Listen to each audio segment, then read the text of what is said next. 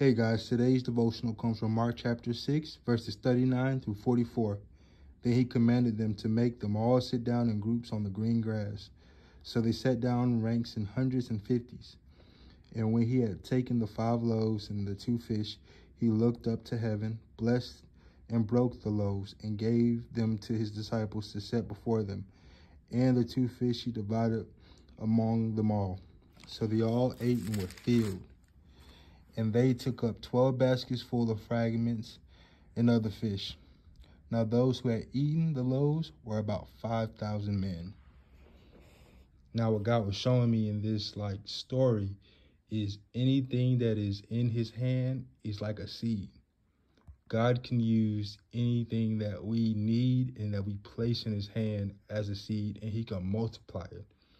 So a lot of times what we find and what we struggle with is leaving things in God's hand, like trusting him and trusting his ways, trusting his wisdom to guide us, and taking whatever he's made a steward over and multiplying it. So that's what God believes in. Even if you look at the first command or the first blessing he gives to man, all right, be fruitful and multiply. So it's because we are in, like I said, in his hands, or we leave stuff in his hands, and when he blesses it, it multiplies.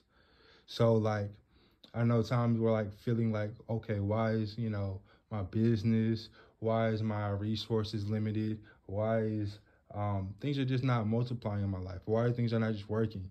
And sometimes we need to put it in God's hands, or we need to leave it to him, bless it, pray for it, give it over to him so he can multiply it. So this is not I want you to think about it's not a thing of prosperity. It's about looking for the wisdom. It's about looking for the guidance. It's about looking what God has to say. It's looking about his insight, because anything that you give to him is a seed. And you know what he likes to do with the seed? He likes to plant it. He likes to water it. He likes to give it time to grow. And when it grows, it will multiply. So in this situation, he took what limited resources they had and fed 5,000 people. And it's because anything that God touches, it can multiply.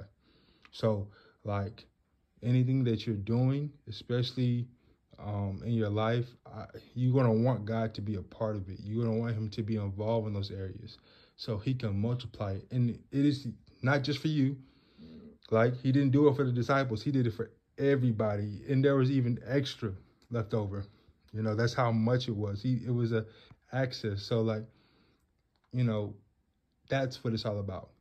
Letting God being a part of it, letting him being able to multiply it, and letting the resources go to the people that is needed. There was a need, God fulfilled and even brought more. So guys, think about what you are not putting in God's hands. Think about what you will want God to touch. All right. Is that his will for him to touch it? Will that not just multiply for you? If it just multiplies for you, who else benefits from it?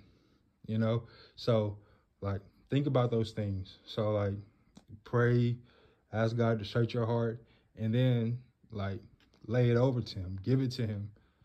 All right. And like I said, he'll show you a way. He'll show you if it's something that he wants to multiply, if it's going to provide needs for others. Like I said, if you give it to him, God will take care of that seed. All right. But that's all I got for you guys. All right. Y'all take care.